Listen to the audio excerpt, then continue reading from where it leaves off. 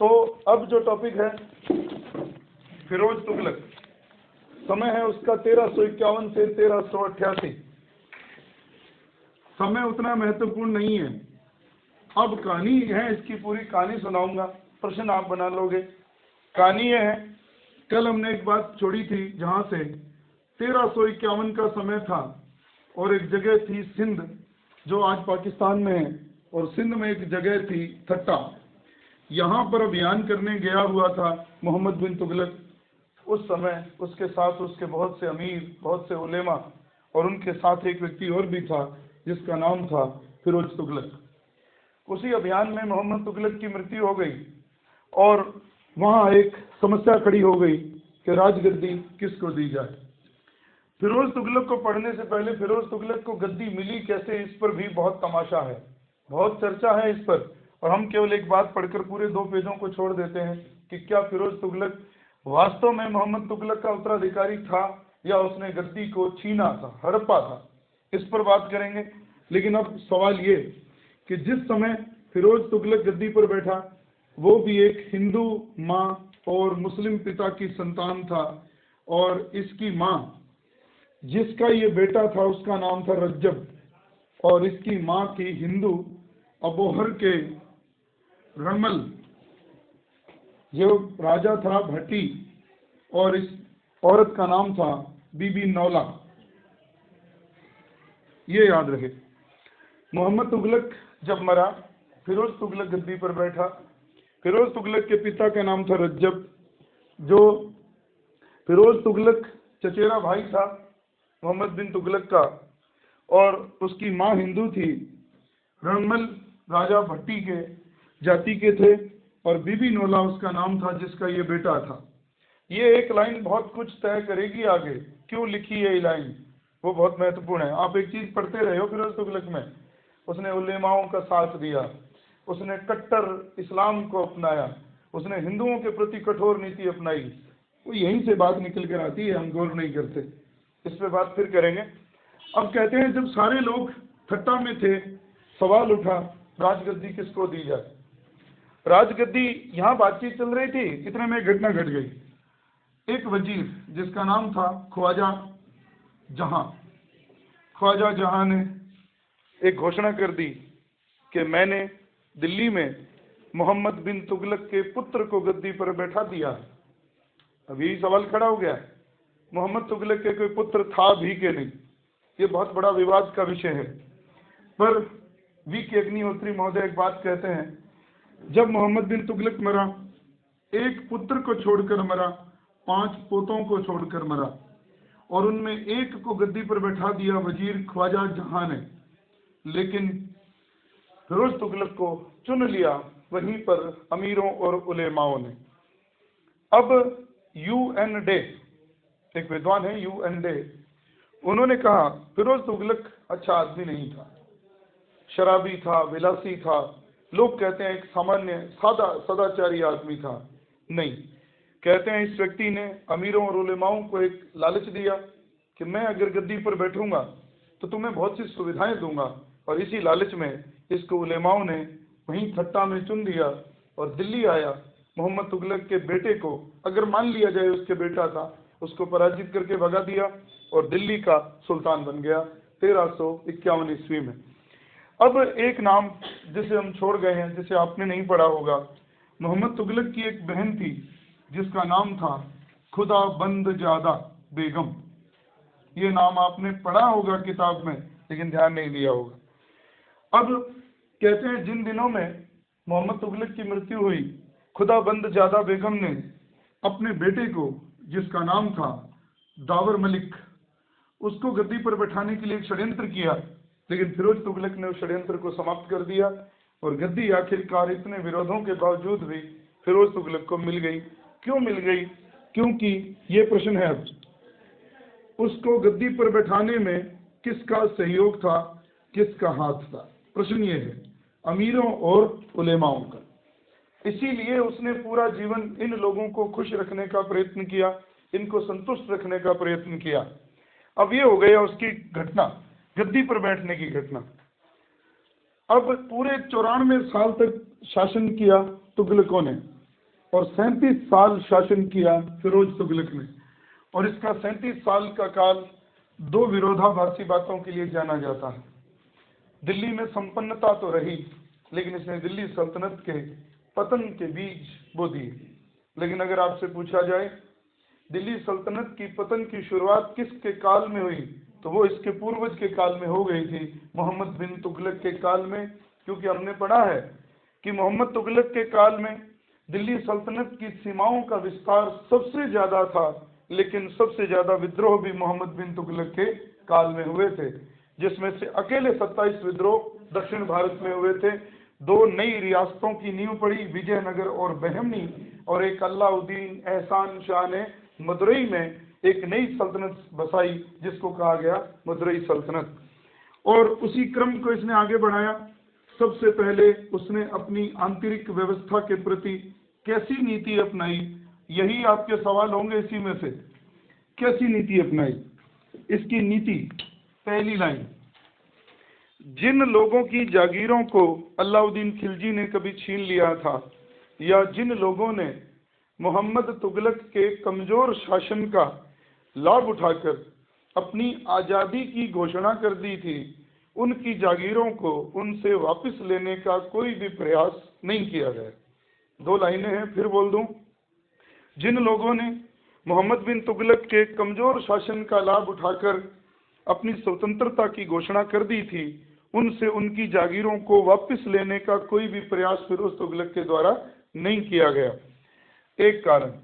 अब दूसरी बात जो उसने करी वो ये थी कि उसने मुस्लिम धार्मिक वर्ग, देखो हिंदू नहीं कह रहा, मुस्लिम कह रहा हूं, मुस्लिम धार्मिक वर्ग को संतुष्ट रखने का प्रयास किया।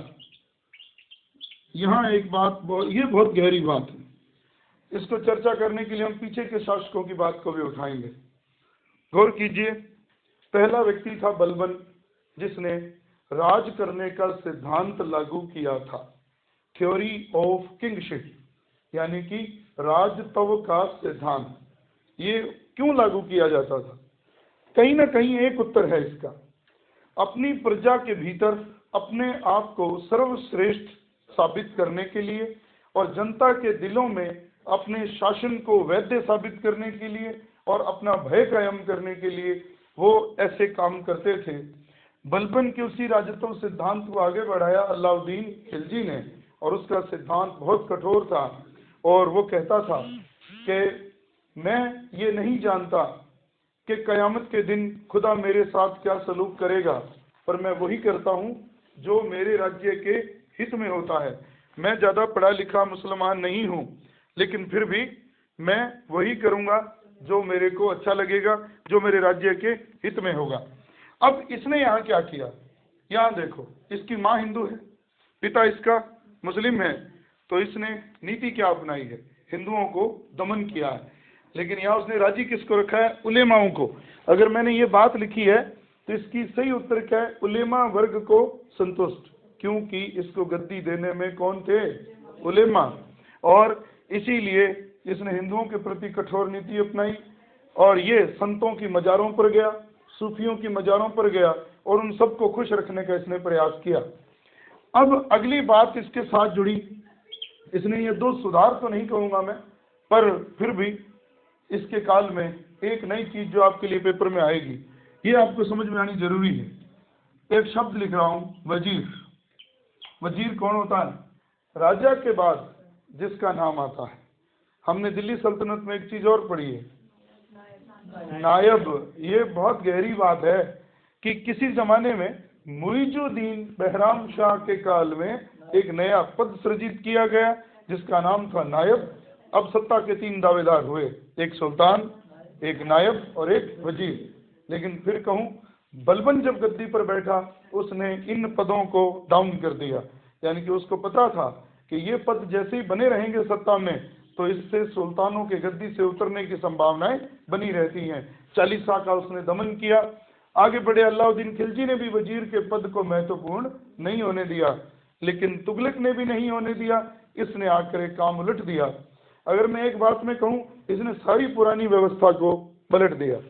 इसने वजीर के पद को महत्वपूर्ण बनाया और अब आपका प्रश्न पीछे 50वां बार आया हुआ है, किस दिल्ली सुल्तान के काल में वजीर के पद की प्रतिष्ठा फिर से स्थापित हो गई और सारे अधिकारों का वो उपभोग करने लगा, और वो काल था फिरोज तुगलक का काल।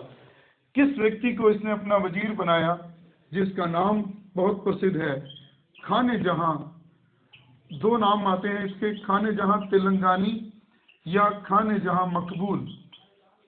यहाँ बहुत प्रसिद्ध प्रश्न है ये, और बहुत ही गहरी बात है, ये याद रहे। एक सुशील जी खाली है ये बोल। तो अब देखो ये शब्द क्यों लिखा है, तेलंगानी। कहाँ का था ये? तेलंगाना का। हिंदू ब्राह्मण था, इस्लाम ग्रहण किया था, और फिरोज तुगलक ने उसको अपने दरबार में वजीर बनाया। सारी शक्तियों का मालिक ये हुआ करता था, लेकिन ये व्यक्ति बहुत ही वफादार था। इसने दिल्ली सल्तनत के खिलाफ कोई गद्दारी नहीं की, यद्यपि इसके काल में सारा सरकारी तंत्र भ्रष्ट था। ये प्रसिद्ध प्रश्न है, फिरोज तुगलक के काल में नौकरशाही भ्रष्ट हो गई, हर आदमी पैसे खाने को तैयार था। इवन एक घटना घटी कि एक बार फिरोज तुगलक को अपने ही सेना में एक घोड़ा पास करवाना था, और उसको कुछ टंके देने पड़े रिश्वत के रूप में कि मेरा घोड़ा पास कर दो।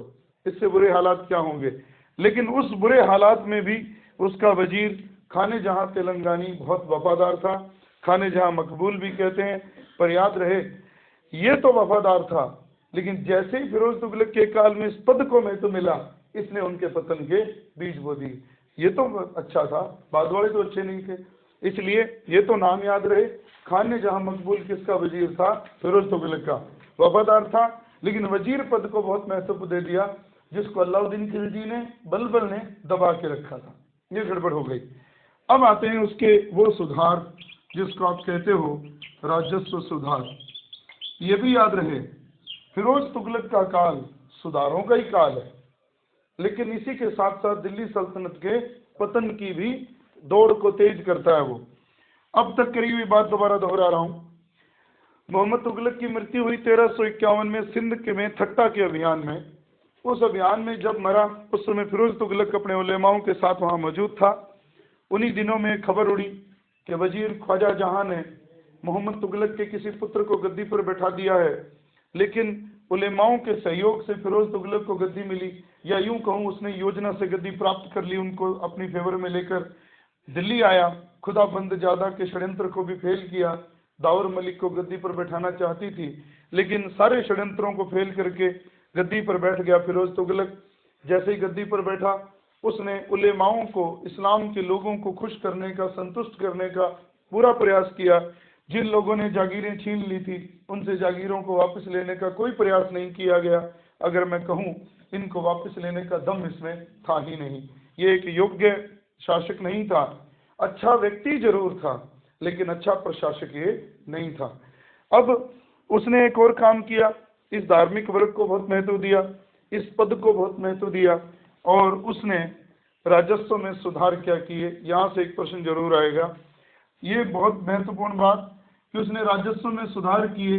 उसने 24 कष्टदायक करों को समाप्त कर दिया, ये याद है। अब 3 शब्द हैं, तकाबी, कष्टदायक कर, और शरा के अनुसार जो कर थे वो लागू की, और वो थे 4। ये बहुत गहरी बात दोबारा बताऊं। फिरोज तुगलक ने पुरानी चल रही राजस्व व्यवस्था को भी उलट दिया। कैसे? जनता पर बहुत से ऐसे टैक्स लिए जाते थे जिनकी शरीयत में अनुमति नहीं थी, और वो जनता को बहुत दुख देते थे। उनकी संख्या आती है किताबों में 24, जिनको उसने बंद कर दिया, केवल 4 लागू रखे, और वो शरीयत के अनुसार थे। वो क्या थे? जजिया, जकात, खराज और खम्स। जजिया हिंदुओं से लिया जाता था, या आपकी भाषा में हिंदू कहूँ, लेकिन सही उत्तर ये नहीं है। सही उत्तर है गैर मुसलमान। गैर मुसलमान, जिनको फिरोज तुगलक एक नाम देता था, जिम्मी। जिम्मियों में वो लोग भी आ जाते थे जो लोग हिंदू ना भी हों, लेकिन वो मुसलमान भी नहीं थे। एक तरीका और है, इसकी सही परिभाषा तो ये है, जिम्मी और जजिया 2 शब्द बहुत प्रसिद्ध हैं। जजिया उन लोगों से वसूल लिया जाता था जो लोग किसी सुल्तान के अधीन संरक्षित श्रेणी हो जाते। संरक्षित श्रेणी का मतलब है मैंने अपनी सुरक्षा की जिम्मेदारी आपको दे दी है और उस सुरक्षा के बदले में मैं आपको क्या अदा कर रहा हूँ, जजिया। लेकिन एक शब्द में उत्तर दो तो धार्मिक कर है, लेकिन है संरक्षित श्रेणी जो जजिया अदा कर रही है, जिनसे लिया जाता है वो गैर मुसलमान है और उनके लिए एक शब्द है जिम्मी। अब यहाँ एक बात और, एक एक कर पे बात करते हैं जजिया। फिर आता है जकात। जकात 2.5% के करीब लिया जाता था, लेकिन वो मुसलमानों से लिया जाता था। लेकिन उनसे इकट्ठा हुआ पैसा उन धार्मिक कार्यों पर खर्च होता था, मस्जिदें बनाने में, मदरसे बनाने में, ताकि शिक्षा का विकास हो सके। अब शिक्षा का विकास तो क्या होता था, मदरसों में धार्मिक शिक्षाएं दी जाती थी। दूसरा टैक्स जजिया, जकात। अब है ये खराज, और एक और था जिसका मैं जिक्र यहाँ जरूर करूंगा, चाहे उसने हटा दिया, उश्र। ये दोनों कर जो है भूमि कर थे, भू राजस्व कर थे। खराज भी लिया जाता था उपज पर और उश्र भी लिया जाता था उपज पर। ये देती थी सामान्य जनता, हिंदू जिसे कहते हो, और उश्र लिया जाता था मुस्लिम जनता से जो उपज का टैक्स होता था। लेकिन ये तो उसने लगाया ही नहीं, ये लगाया। तो 3 उत्तर बने, जजिया धार्मिक कर, जकात भी धार्मिक कर। जजिया किन से, गैर मुसलमानों से या फिर जिम्मियों से। जकात मुसलमानों से, धार्मिक मदरसों पर, मस्जिदों पर खर्चा करने के लिए। और तीसरा खराज, भू राजस्व।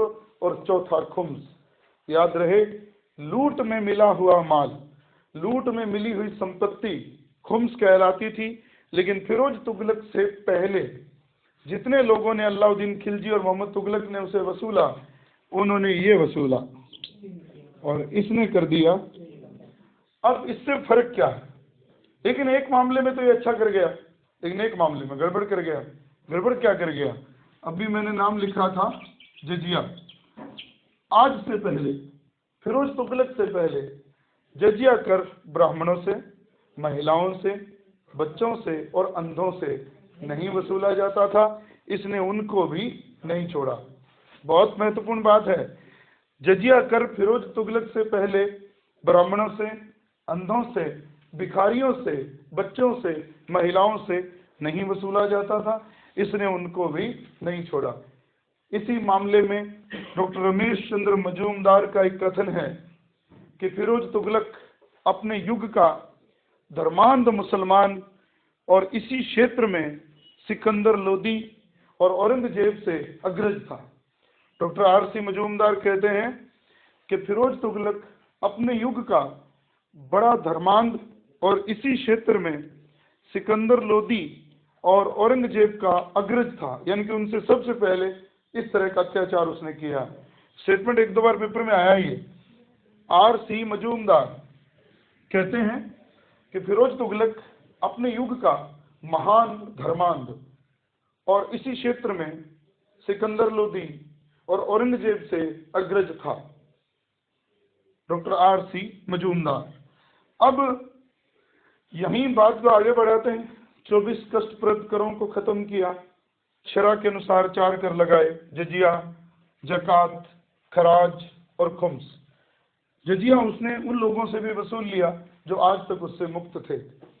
लेकिन अब सवाल ये उठता है, ऐसा करके वो क्या करना चाहता था? ऐसा करके वो जनता की सहानुभूति लेना चाहता था। अब बात उसी सहानुभूति के क्षेत्र में एक चीज ये है, मैंने एक लाइन पढ़ी थी कल किताब में, वो सस्ती लोकप्रियता अर्जित करना चाहता था। सस्ती लोकप्रियता कैसे? एक राजा अगर जनता में वैध हो, जनता में लोकप्रिय हो, तो कैसे हो? साम्राज्य विस्तार करके, जनता को अच्छा न्याय देके, खूब उनको अच्छी चीजें दे। लेकिन ये कैसी सस्ती लोकप्रियता अर्जित कर रहा है? जो लोगों ने नहीं दिया, जो छीन लिया, आप उसे छोड़ दो। बहुत गलत काम कर गया है कुछ मामलों में। तकाबी जिसको आप कहते हो, कृषि पर लोन, किसानों को दिए गए ऋण। अब ये कैसे दिए गए ऋण? याद है दोआब में उसने टैक्स बढ़ाया था, अकाल पड़ गया था, उसने बाद में लोगों को राजी करने के लिए खाद बीज सब दिया, लेकिन उससे भी लोग राजी नहीं हुए और वो पैसा इसने वापस मांगा ही नहीं। उसने कहा कोई बात नहीं, आप रखिए, मुझे नहीं चाहिए। ये उसके राजस्व सुधार थे। सुधार तो क्या कहूँ, ये उसके पतन के बीज बोने वाले कारण थे। लेकिन फिर भी एक बात कही जाती है, फिरोज तुगलक का 37 सालों का शासन संपन्नता का युग था, शांति का युग था, लेकिन इसके परिणाम उसके उत्तराधिकारियों को भुगतने पड़े और उत्तराधिकारी भी लड़ लड़ मरे। लेकिन अब दो बातें हुई हैं, उसने आंतरिक व्यवस्था को ठीक किया और उसने उलेमा वर्ग को खुश करने का प्रयास किया। उसने 24 कष्टप्रद करों को खत्म किया, जजिया, जकात, खराज और खुम्स लागू किए और उसने वजीर के पद को बहुत महत्व दिया।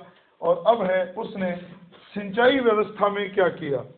वैसे तो राजस्व को जोड़ें तो राजस्व सिंचाई के साथ जुड़ा हुआ है, पर इसमें अलग रखूंगा बात। एक मिनट रुको।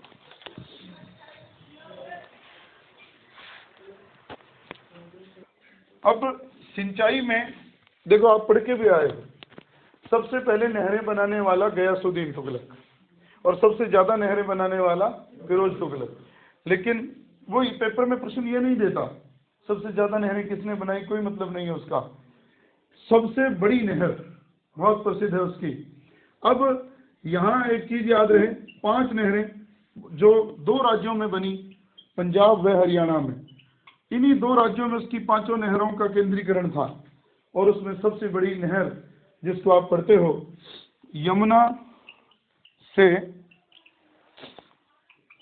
हिसार 156 मील, ये सबसे बड़ी नहर थी। ये प्रश्न कई बार पूछा गया है। सबसे बड़ी नहर यमुना से हिसार, वैसे बहुत हैं, यमुना से हिसार, घग्गर से फिरोजाबाद, सतलुज से घग्गर, यमुना से हांसी है 156 मील। ये आपको लिखी मिल जाती है हर किताब में, हर गाइड में। यमुना से हिसार, हिसार से फिरोजाबाद, घग्गर से फिरोजाबाद, सिरमौर से हांसी, यमुना से फिरोजाबाद। ये याद रखनी है। वो ये नहीं पूछेगा नाम इनके, वो ये पूछेगा सबसे लंबी यमुना से हिसार। अब 156 मील लंबी नहर, लेकिन इसके साथ एक बात यहीं जोड़ो, मैंने वो राजस्व में नहीं जोड़ा, यहाँ जोड़ रहा हूँ। यानी कि नहरें बनाकर उसने किस चीज का विकास किया, सिंचाई का। और उसने सिंचाई पर क्या लिया है, कर, ये भी जानना है। और वो कर 1/10% होता था, ये याद रहे।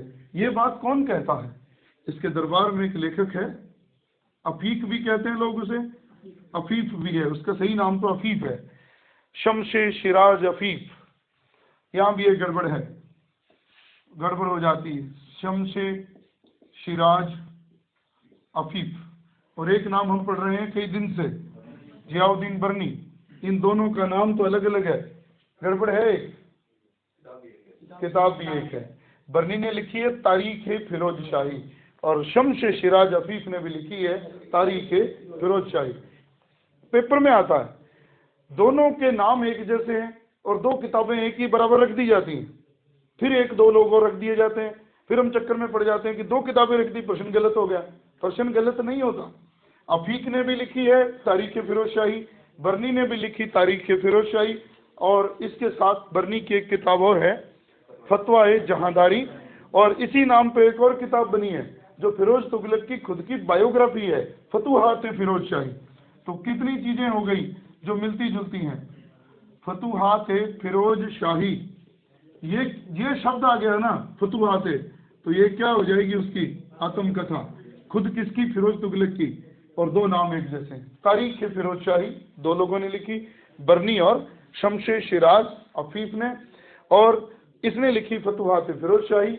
अभी आगे एक नाम और आएगा, दलियाले फिरोज शाही, वो बाद में पढ़ेंगे। तो ये याद रहे, सिंचाई कर के बारे में जानकारी देता है शम्स शिराज अफीफ, कि उसने सिंचाई कर लगाया, उसकी मात्रा थी 1/10।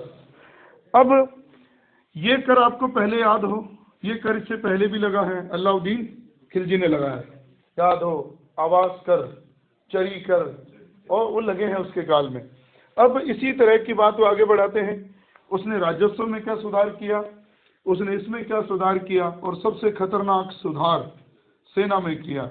और ये सुधार नहीं, ये उसको ले बैठे। ये प्रश्न आपको एक आध फिरोज तुगलक से आया था, इस टॉपिक से बहुत महत्वपूर्ण प्रश्न बनता है।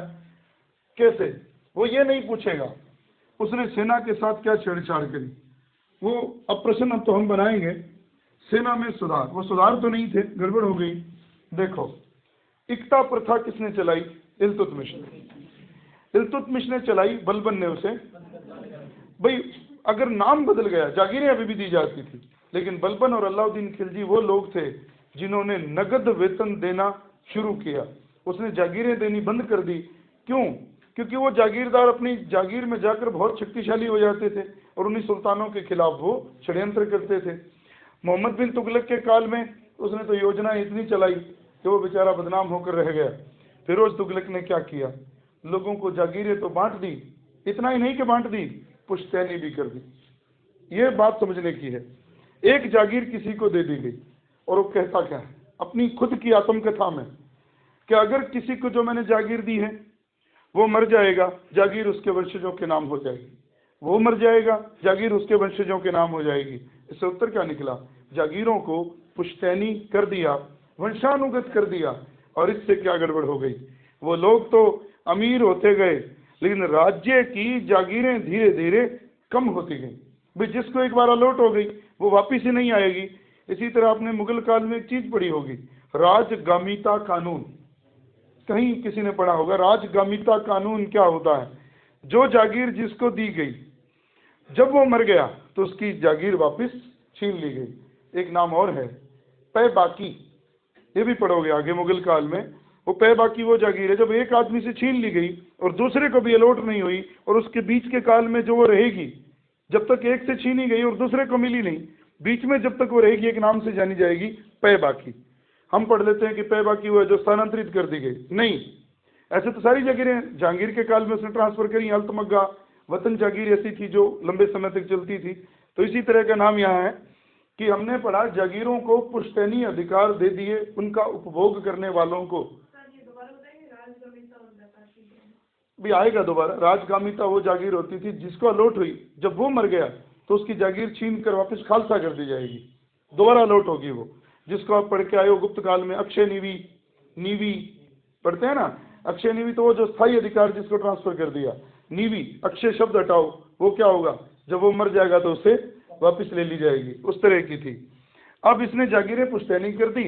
और अगली चीज, सेना में उसने एक ऐसी चीज लागू की, इसको भी पुश्तैनी कर दी। जैसे एक सैनिक है और वो बूढ़ा हो गया, युद्ध हो गया, वो लड़ने नहीं जा सकता, तो उसको क्या कह रहा है वो फिरोज तुगलक, अगर एक सैनिक वृद्ध हो गया है, युद्ध में नहीं जाना चाहता, सक्षम नहीं है, तो वो क्या करे, अपने बेटे को भी भेज सकता है। अगर बेटा भी नहीं है तो दामाद को भेज सकता है। अगर दामाद भी नहीं है तो अपने किसी गुलाम को भी भेज सकता है। 4 लाइनें हैं ये पूरी। वो खुद लिखता है कि मैंने सैनिकों को ये अधिकार दे दिया है, ये छूट दे दी है कि वो अपनी जगह पर अगर वो वृद्ध हैं, सेना में लड़ने लायक नहीं है तो अपने बेटे को, बेटा नहीं है तो दामाद को, दामाद नहीं है तो अपने किसी गुलाम को भी युद्ध क्षेत्र में भेज सकते हैं। अब इससे गड़बड़ क्या हुई? हमने पहले पढ़ा है कि सेना में हुलिया भी रखा जाता था, घोड़ों को दागा भी जाता था। इसने उनसे उनको छूट दे दी। और छूट देने का मतलब क्या हुआ? घोड़ा आया अच्छी नस्ल का, सस्ते दामों पर बिक गया, नकली घोड़ा सेना में आ गया, नकली सिपाही, नकली घोड़ा, युद्ध थोड़ी जिताएंगे।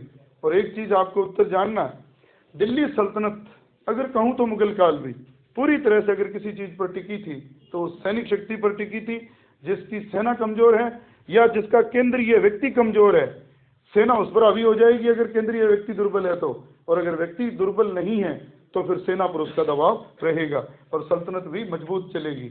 अब इसने सेना में पुश्तैनी अधिकार दे दिया, जागीरें पुश्तैनी कर दी, सैनिकों को आदेश दिया कि वो अपने घोड़ों की अदला बदली भी कर सकते हैं, और उन्होंने कर ली। और इसी तरह सेना इतनी कमजोर हो गई कि जब वो अपने अभियान करने गया तो जीत का मुंह उसने नहीं देखा।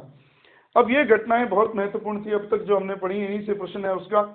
अब एक ऐसी चीज जिसको आपको ये पढ़ना है, आप कई किताबों में ये भी लिखा होता है सार्वजनिक निर्माण, या उसमें ये भी टॉपिक दिया होता है लोक कल्याणकारी कार्य। दोनों ही बातें एक ही मतलब रखती हैं और इन दोनों में उसने क्या क्या किया उसको समझ लें। सार्वजनिक निर्माण और लोक कल्याणकारी दोनों ही कार्यों में 5 प्रश्न पहले ही है, जो प्रश्न महत्वपूर्ण है उस पर बात करते हैं। दीवान बंदगान, 3 चीजें लिख रहा हूं, दीवान खैरात और एक दारुल शफा। ये बहुत प्रसिद्ध 3 नाम। ये प्रश्न यहीं से पूछता है, और क्या पूछेगा? निम्नलिखित में से फिरोज तुगलक ने एक का निर्माण नहीं किया था। इसमें वो कहीं दीवान अर्ज जोड़ देगा, दीवान रियासत जोड़ देगा, कुछ ऐसी चीज जोड़ देगा। ये है क्या? दीवान बंदगान, दीवान रियासत और दीवान खैरात और दीवान दारुल शफा। देखो कुछ मुश्किल नहीं है ये टॉपिक। ये 3 विभाग खोले थे उसने। दीवान बंदगान, पहले ये जान लो किससे संबंधित था? दासों से। उसके दरबार में अफीक लिखता है कितने दास थे उसके पास? 1,80,000। हर टॉपिक को साथ ही पूरा कर रहा हूं। फिरोज तुगलक को दास रखने का बहुत शौक था, और उसका ये शौक दिल्ली सल्तनत को बहुत महंगा पड़ा। कैसे महंगा पड़ा? संख्या देखो, 1,80,000 कम नहीं है। ऊंचे पद दिए गए उनको। अगर कोई बेरोजगार है तो उसको तनख्वाह दी गई, और वो तनख्वाह होती थी 10 से 100 टंका तक, कहीं भी उसकी योग्यता के आधार पर। इतने दास इकट्ठे कर लिए, उनको वेतन दे रहा है या उनको जागीर दे रहा है। ये शौक उसको बहुत महंगा पड़ा। एक चीज, उनके लिए पूरा एक विभाग खोला गया, दीवान बंदगान। अब यहाँ आइए, दीवान खैरात। खैरात शब्द जानते हो? जो बिना मेहनत किए किसी से कुछ मिल जाए। और हम क्या पढ़ते हैं? इसने लोगों को बेरोजगारी भत्ता दिया। जिसके पास नौकरी नहीं थी उसको तनख्वाह मिलती थी। आज भी सरकारें नहीं कर पाई हैं हिंदुस्तान में, इसने किया। कहने को तो सुधार अच्छा था, बेरोजगारी का भत्ता। एक लाइन हम नहीं पढ़ते। इस डिपार्टमेंट का मुख्य काम क्या था? उन कन्याओं का विवाह करना जिनके माता पिता बहुत गरीब हैं। आज भी सामूहिक विवाह होते हैं ना, सरकारी खर्चे पर उन लड़कियों का विवाह करना इस डिपार्टमेंट के तहत आता था, दीवान खैरात। अब यहाँ बिल्कुल बिल्कुल मुसलमानों के लिए था। दास तो कोई भी हो सकते हैं, लेकिन ये जो डिपार्टमेंट है ये सिर्फ मुसलमानों के साथ जुड़ा हुआ था। ये भी मुसलमानों के साथ जुड़ा हुआ था, दारुल शफा। आज भी देखो चिकित्सालयों के नाम ये भी होते हैं। शफा खाना होता है, शफा खाना उर्दू में इसको कहते हैं चिकित्सालय को। तो इसने मुफ्त चिकित्सालय खोले जिनमें लोगों का इलाज फ्री होता था। ये 3 अच्छे काम थे उसके, लेकिन ये काम उसको थोड़ा आर्थिक बोझ दे गया। जो उसने दास इकट्ठे कर लिए, ये गड़बड़ हो गई। अब ये काम सारे उसने कर दिए। अभी इस पर अभी और बात करूंगा। जो सीधे सीधे प्रश्न है, उसने ये लगवाए बाग। ये बहुत प्रसिद्ध प्रश्न है, बाग लगवाने का शौक किस सुल्तान को था? तो संख्या नहीं पूछता। फिरोज तुगलक कितने बाग लगवाए? 1200 बाग लगवाए। ये एक अच्छा काम था, इससे उसकी आमदनी बढ़ी, उससे राजकोष में पैसा आया। अब एक चीज और पढ़ो इसके साथ। 1200 तो बाग लगवा दिए, लेकिन इसके साथ उसने एक काम और किया। देखो, मोहम्मद तुगलक पहला व्यक्ति था जिसने अकाल संहिता तैयार करवाई। वो पहला व्यक्ति था जिसने थोड़ी उदारता बरती। हर गांव में कितना टैक्स आता है उसने उसका रजिस्टर बनवाया था। इसने लगान की कीमत भी पूछी कि कितना आता है। इसने ये प्रसिद्ध प्रश्न है, ख्वाजा हिसामुद्दीन को इसने काम दिया कि आप मेरे पूरे साम्राज्य से वार्षिक लगान कितना आता है वो बताओ मुझे, पर्टिकुलर गांव से कितना कितना आता है। और उसने जो लिखा, 6 महीने काम किया उसने उस पर, और उसने जो अंदाजा लगा कर दिया 6,85,00,000 टंका। उसने कहा कि हमारे राज्य से इतनी आय आती है। ये इतनी बात ही महत्वपूर्ण नहीं है, ये याद रखना। फिरोज तुगलक के मरने तक यही आमदनी उसकी फिक्स रही, और इतनी आमदनी वो वसूलता रहा। ये एक बहुत बड़ा काम था उसका। अब तक हमने जो पढ़ा, एक बार उसी पे बात कर लें। फिरोज तुगलक किसका उत्तराधिकारी था? मोहम्मद बिन तुगलक का। रज्जब का बेटा था, माँ हिंदू थी। अबोहर के रणमल की बेटी थी जिसका नाम था बीबी नौला। जबरदस्ती से विवाह हुआ था, और उसी की औलाद था फिरोज तुगलक। इसलिए ये आधा मुसलमान आधा हिंदू। लेकिन इसने अपने आप को मुसलमान साबित करने के लिए किस वर्ग को इसने बहुत महत्व दिया? उलेमा। अगर यूं ना पूछा जाए, वो यूं कह दे इस्लामी वर्ग, वो ये पूछ ले धार्मिक वर्ग, तो मतलब एक ही है। क्योंकि इसको गद्दी पर बैठाने वाले भी वही लोग थे, इसलिए इसने उनको खूब सहूलियतें दी, उनको टैक्स में माफ़ी दी, उनकी छीनी गई जागीरें उनसे वापस नहीं ली जो उन्होंने तुगलक के काल में छीन ली थी। फिर उसने कोई लोक कल्याणकारी कार्य तो बाद में पढ़ेंगे, पहले हम ये पढ़ेंगे इसने वजीर के पद को बहुत महत्वपूर्ण किया। हिंदू व्यक्ति था, खाने जहां मकबूल या खाने जहां तेलंगानी, और यद्यपि वो वफादार था लेकिन इस पद को महत्व देना उसको महंगा पड़ा। बाद में इस पद ने काम खराब कर दिया। आगे मलिक मकबूल वो बनता है और वो काम खराब, मल्लू इकबाल वो काम खराब करता है। लेकिन जैसे ही ये काम हुए उसने राजस्व में क्या सुधार की, बहुत प्रसिद्ध प्रश्न। वो कौन सा सुल्तान था जिसने लोगों से कर शरीयत के अनुसार वसूले? वो फिरोज तुगलक था। वो 4 थे, जजिया, जकात, खराज, खुम्स। 24 करों को खत्म किया। तकाबी रण, किसानों के लोन को उसने खत्म कर दिया और लोगों को तंग नहीं किया, खाद बीज भी दिए, ले जाओ। और उसने जजिया, जकात, खराज, खुम्स ये वसूले। खुम्स लूट का माल होता था, उसमें उसने 1/5 लिया। और उसने ब्राह्मणों, महिलाओं, भिखारियों, अंधों और बच्चों को भी नहीं बख्शा। उसके बाद आगे बढ़ते हैं, उसने टैक्स तो बढ़ाए, यहाँ जोड़ देते हैं, उसने 1200 बाग लगवाए, उसने सिंचाई के लिए नहरें बनवाई और उसने सिंचाई कर भी लिया जिसकी कीमत होती थी 1/10। ये काम तो किए लेकिन एक गलत हो गया। इसी तरह का सुधार उसने सेना में लागू कर दिया। सैनिक को भी पुश्तैनी कर दिया और जागीर को भी पुश्तैनी कर दिया। और उसने गड़बड़ क्या कर दी, सेना के प्रशिक्षण को कम कर दिया, सेना की भर्ती को ध्यान नहीं दिया और उसमें जो व्यक्ति अयोग्य होते थे वो भी सेना में भर्ती होकर आ जाते थे। इतना भी याद रहे, अगर एक सैनिक रिटायरमेंट लेना चाहता है तो वो अपने बेटे को अपनी जगह भर्ती करा के जा सकता है। इससे क्या हुआ, योग्य व्यक्तियों की भर्ती होना बंद हो गई। जरूरी तो नहीं एक अच्छे सैनिक का बेटा भी अच्छा सैनिक हो, ये तो जरूरी नहीं है। और उनको ये भी कहा गया कि आप अपनी जगह अपने बेटे, अपने दामाद या फिर अपने गुलाम को भी भेज सकते हैं।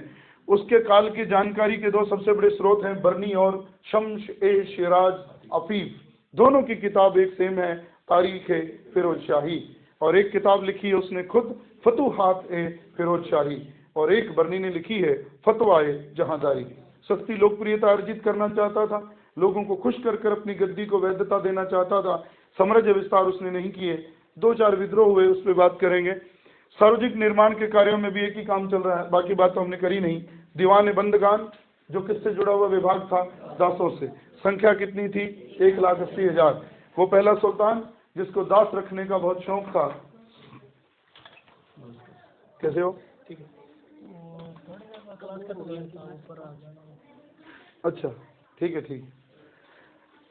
तो ये नाम कम मिलता है किताबों में, लेकिन याद रहे, दीवान बंदगान, दीवान खैरात, बेरोजगारी भत्ता, लड़कियों का सामूहिक, निर्धन लोगों का विवाह, दारुल शफा, फ्री चिकित्सा। अब देखो यहाँ एक काम और बहुत बड़ा है। ख्वाजा हिसामुद्दीन को ये तय करने के लिए कहा गया कितना लगान आता है वार्षिक, और उसने तय किया 6 महीने बाद 6,85,00,000 टन का। और ये महत्वपूर्ण नहीं है कि फिरोज तुगलक के पूरे शासनकाल में ये आय इतनी ही बनी रही, निश्चित रही, और इतनी वसूली होती रही। इसीलिए तो कहा गया कि ये एक संपन्नता का काल जरूर था, लेकिन राजनीतिक दृष्टि से, कूटनीतिक दृष्टि से ये विफलता का युग था।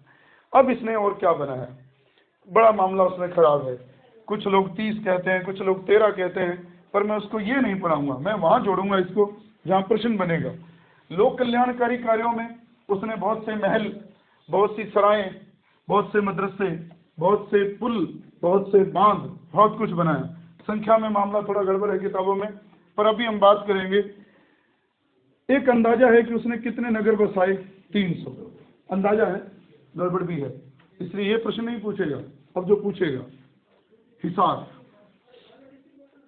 फिरोजाबाद, ये फिरोजाबाद ही है जिसको फिरोज शाह कोटला कहते हो, फतेहाबाद, जौनपुर, ये 4 तो बहुत ही प्रसिद्ध हैं, यही याद रखने आपको। वो कैसे पूछेगा, इसमें एक आधा और जोड़ देगा, वो ये जोड़ेगा और एक ये जोड़ेगा। ये अभी मैं कला और संस्कृति में कराऊंगा। वो ये जोड़ेगा और आपसे पूछेगा इनमें से कौन सी चीज उसकी नहीं है। ये तो मैंने 2 रख दिया, आपको उलझाएगा वो। ये बसाया था गयासुद्दीन तुगलक ने, ये मोहम्मद तुगलक का बसाया हुआ है। जब हम आगे पढ़ेंगे जहां पनाह नगर, वो बाद में पढ़ेंगे। अफगानपुर किसने बसाया था? मोहम्मद तुगलक ने। वहीं मारा था उसने अपने पूर्वज को। तो ये याद रहे, हिसार, फतेहाबाद, फिरोजाबाद, जौनपुर, ये तो बहुत ही प्रसिद्ध नगर हैं। और जिसका फिरोज शाह कोटला कहते हो वो ये है। लाल किले के पास उसने एक किला बनवाया, नाम रखा फिरोज शाह कोटला।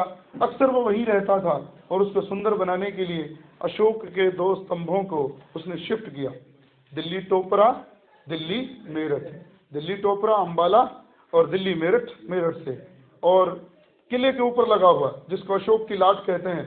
और एक बात मैंने कही थी, दिल्ली टोपरा एकमात्र 7 स्तंभ लेख है जिस पर 7 स्तंभ लेख लिखे हुए हैं, 7 बातें लिखी हुई हैं। अन्यथा सब पर कितनी है? 6। दिल्ली टोपरा, दिल्ली मेरठ, लौरिया अरराज, लौरिया नंदनगढ़, प्रयाग और रामपुरवा। 3 बिहार में है, 1 उत्तर प्रदेश में है और 1 अब आगे 2 आगे दिल्ली। संख्या में 6 थे, बातें 7 थी। लघु कई हैं, सांची, सारनाथ, कौशाम्बी, रुमिंदेई, रामपुरवा, निगलीवा, और एक जिसे आप कौशाम्बी वाले को रानी का अभिलेख भी कहते हैं, वो बहुत प्रसिद्ध है।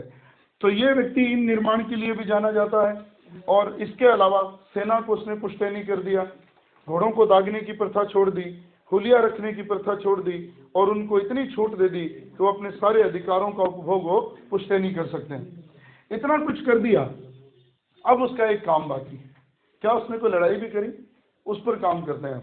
उसने क्या किया? लड़ाई नहीं, उसके काल में सबसे पहला विद्रोह हुआ बंगाल, और जिसने किया हाजी इलियास खान। और इसको संधि करने के अलावा और कुछ हासिल नहीं हुआ। और ये समय था 1359। ये नाम याद रखना है। बंगाल दूर था। और एक लाइन और बोल दूं, वो ऐसे प्रश्न ना बने, आज तक प्रश्न बहुत बने हैं। एक ऐसी रियासत दिल्ली सल्तनत के काल में जो कभी भी पूरी तरह से दिल्ली सल्तनत में विलय नहीं हो सकी, वो बंगाल ही थी। जीतते जैसे ही मुड़ते वो स्वतंत्र हो जाता, जीतते फिर मुड़ते फिर स्वतंत्र हो जाता। याद हो, बलबन ने बुगरा खां को वहां का शासक बनाया था। जैसे बलबन मरा, बुगरा खां वहां स्वतंत्र हो गया। फिर बाद में जीतनी पड़ी, कभी तुगरिल ने विद्रोह किया, कभी बुगरा ने विद्रोह किया, और कभी एक नाम और आ गया, हाजी इलियास खान। और इसको भी फिरोज तुगलक जीत नहीं पाया। आगे बढ़ते हैं। ये बहुत महत्वपूर्ण प्रश्न उसके जीवन का, उड़ीसा, जिसको आप अपनी किताबों में इस नाम से भी पढ़ते हो, जाजनगर, जिसका नाम है उड़ीसा। उसने 1360 में बंगाल से लौटते हुए उड़ीसा पर आक्रमण कर दिया। अचानक, कोई प्लान नहीं था, और आक्रमण करके, ये जगह कहाँ है? उड़ीसा में ही है, पुरी और भुवनेश्वर, जहाँ मंदिर है भुवनेश्वर में, बहुत प्रसिद्ध है भुवनेश्वर का मंदिर, और इसको उसने तोड़ दिया, तहस नहस कर दिया और आगे बढ़ा। अब एक और प्रसिद्ध, नागरकोट, याद है आपने पढ़ा था मोहम्मद तुगलक के काल में, खुरासान अभियान, कराची अभियान। नागरकोट कहाँ पड़ता है? कांगड़ा में। और यहाँ पर एक मंदिर है बहुत प्रसिद्ध, ज्वालामुखी माता है ना, ज्वालामुखी का मंदिर। इसको तोड़ा, और कहते हैं ज्वालामुखी के मंदिर को जब तोड़ा, वहां से उसको संस्कृत में लिखी हुई 1300 पांडुलिपियां मिली, कहीं 13,000 भी लिखा, 1300 पांडुलिपियां मिली। वो बहुत शौकीन आदमी था, उसने इनका संकलन करवाया और एक किताब बनवाई नक्षत्र विद्या पे, जिसका नाम था दलाइले फिरोज शाही। ये याद है, ये बहुत महत्वपूर्ण बात है। दलाइले फिरोज शाही किस पर है? नक्षत्र विद्या पर। और कहाँ से ग्रंथ लाया था? वो ज्वालामुखी के मंदिर से। पर एक उसके जीवन का बहुत बड़ा श्राप, बहुत बड़ा पाप, कि उसने इस मंदिर की मूर्तियों को तोड़कर उनको गाय के मांस के साथ एक थैले में डालकर ब्राह्मणों के गले में लटका दिया, और बाद में उसको मक्का भेज दिया। अब ये बहुत इसके साथ एक पाप काम इसने किया, हिंदुओं के ऊपर अत्याचार किए। ये इसके जीवन की थोड़ी बुरी घटनाएं हैं। अब ये नाम तो मैंने यहाँ लिख दिया, और एक नाम और लिख रहा हूं।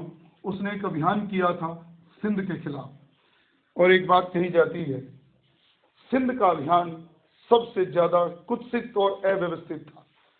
कैसे? बिना प्लान किए सिंध पर चला गया, और सामने वाले व्यक्ति ने इसको भगाया, उसको पकड़ ही नहीं पाया, और उसका नाम बहुत प्रसिद्ध है, जाम बाबियान। थोड़े नाम जरूर मुश्किल है, पर फिर भी याद रखना होगा। सिंध पर उसने 1361 और 1362 में 2 बार माथापच्ची करी, और दोनों ही बार उसे जीत नहीं पाया, और व्यक्ति था जाम बाबियान। अब एक लाइन और प्रसिद्ध है, जब ये भाग रहा था, इसको सिंध से भगाया था, तो एक बात कही थी किसी ने, देखो शेख प्रथा का कमाल, एक तो गया दूसरे को जरा संभाल। एक कौन गया? मोहम्मद तुगलक, और दूसरा कौन? फिरोज तुगलक। ये लाइन इसके साथ जुड़ी हुई है, देखो शेख प्रथा का कमाल। शेख कौन? सूफी। इसने गयासुद्दीन तुगलक के काल में निजामुद्दीन औलिया एक परंपरा पड़ी थी, उसके साथ झगड़ा हुआ था, और उसके शराब से कहते हैं वो मर गया था। एक परंपरा ही चल पड़ी, और स्टेटमेंट दिया गया, देखो शेख प्रथा का कमाल, एक तो गया और दूसरे को जरा संभाल। और सबसे कुत्सित अभियान उसका सिंध का अभियान, और एक विद्रोह उसकी बहन खुदाबंद जादा ने फिर किया, और उसके अभियान को, षड्यंत्र को खत्म कर दिया गया। फिरोज तुगलक का कैरेक्टर जब आप पढ़ोगे किताब में, तो जब आप उसमें पढ़ोगे फिरोज के चरित्र का मूल्यांकन, तो 3 पन्ने हैं, और मैं आपको एक काम देता हूं, उन 3 पन्नों को पढ़ना है। हम क्या करते हैं, जहां चरित्र का मूल्यांकन आता है उसे ढककर रख देते हैं, इसमें से तो प्रश्न ही नहीं बनेगा।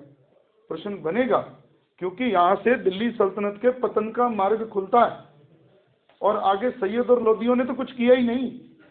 सैयद और लोदी एक ही दिन में सारे हो जाएंगे। खिजर खां कौन था? अभी एक बात और करने जा रहा हूं, और आपको फिरोज तुगलक उतना महत्वपूर्ण नहीं पढ़ना। प्रश्न आता है, भारत को लूटा तैमूर लंग ने, और किसके काल में लूटा? वो बहुत प्रसिद्ध बात है, और वो यहाँ आप पढ़ाऊंगा। जब फिरोज तुगलक मर गया 1388 में, 80 साल की उम्र में जब वो मर गया, तो उसके जीवन की एक महत्वपूर्ण घटना घटी। उसका एक बेटा था, उसके बारे में भी एक प्रश्न दे दूं। उसने अपने खलीफा से 2 बार मान्यता ली, भी याद रखना। और हम क्या पढ़ रहे हैं अब तक? खलीफाओं के नायब तो बने, खलीफा से मान्यता किसी ने बीच में नहीं ली थी, लेकिन फिरोज तुगलक ने खलीफा से 2 बार मान्यता ली। किस लिए? क्योंकि वो अपने आप को अच्छा मुसलमान साबित करना चाहता था, कि मैं आधा हिंदू आधा मुसलमान नहीं हूँ। एक लाइन मैंने पढ़ी थी बहुत पहले, बहुत अच्छी किताब में, वो कहता था, मुसलमानों की किसी भी परिभाषा के अनुसार मैं कम अच्छा मुसलमान नहीं हूँ, मैं बहुत अच्छा मुसलमान हूँ। इसलिए उसने खलीफा को 2 बार बुलाया, 2 बार उससे खिल्लत प्राप्त की, लेकिन ये सब चीजें भी उनको फायदा नहीं दे सकी। मैंने एक लाइन पढ़ी कल किताब में वीके अग्निहोत्री की, उसने कहा, इन लोगों की गलतियों का हर्जाना आम जनता को बड़े दर्दनाक तरीके से भुगतना पड़ा, और एक दिन में 1 लाख लोगों को काट दिया था तैमूर लंग ने। और उसने भटनेर के किले पर आक्रमण किया था यहाँ सबसे पहले, और यहाँ से लौट कर गया वो दिल्ली, और दिल्ली में 15 दिन तक रुका यहाँ हिंदुस्तान में, और ऐसी तबाही मचा गया जितनी एक आक्रमण में किसी ने नहीं मचाई। और वो घटना अब कैसे जुड़ेगी? देखो, उसने सिक्कों पर, फिरोज तुगलक ने अपने सिक्कों पर अपने बेटे फतेह खां का नाम खुदवाया, और उसने साथ में किसका नाम खुदवाया? खलीफा का, ये याद रहे। लेकिन गद्दी फतेह खां को उसने नहीं दी। जब वो मर गया, फतेह खां का बेटा, ये नाम आपको याद ना रहे, लेकिन एक घटना मैं आगे बताऊंगा जो याद रहनी चाहिए।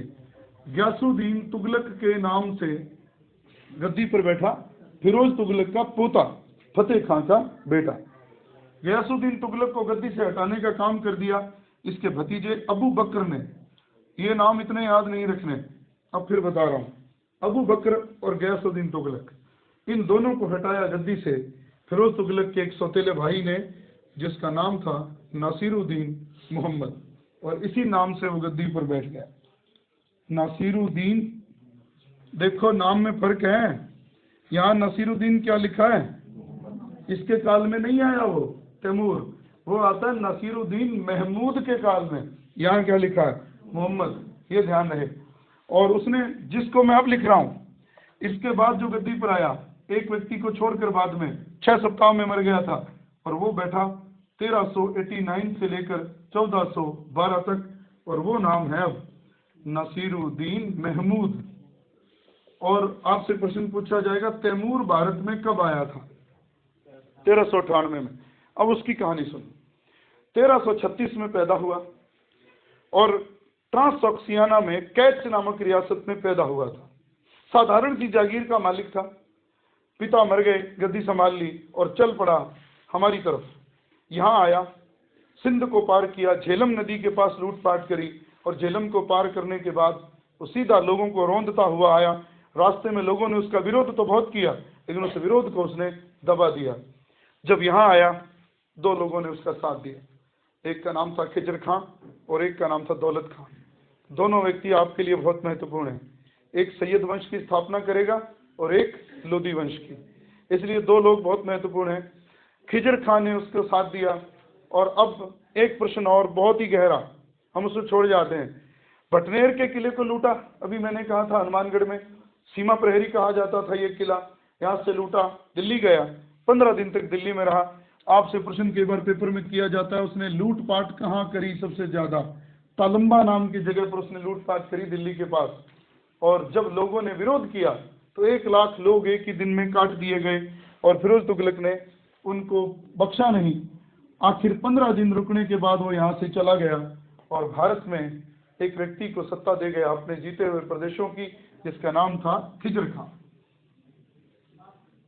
और इसी खिजर खां ने तुगलक वंश को खत्म करके एक नए वंश की नींव डाली थी, जिसका नाम था सैयद वंश। लेकिन एक लाइन यहाँ भी ध्यान रहे, हम पढ़ते हैं सैयद वंश जो गद्दी पर बैठा था उसका समय था 14 से 14, लेकिन अभी यहाँ याद रहे 1412 में इस वंश को खत्म करके गद्दी पर बैठा था दौलत खां लोधी। लेकिन दौलत खां लोधी को हटा दिया था गद्दी से खिजर खां ने। इसलिए एक बार वो गद्दी पर तो बैठ गया था, लेकिन फिर उसको हटा दिया गया और सैयद वंश की नींव पड़ी। खिजर खां, मुबारक शाह, अहमद शाह, बहुत बड़े नाम हैं और जिनको हम आगे पढ़ेंगे कल। तो फिरोज तुगलक के काल की जितनी बातें थी हमने घटनाओं को पढ़ लिया, इससे बाहर कुछ नहीं है। जाके घर पे पढ़ लेना बस।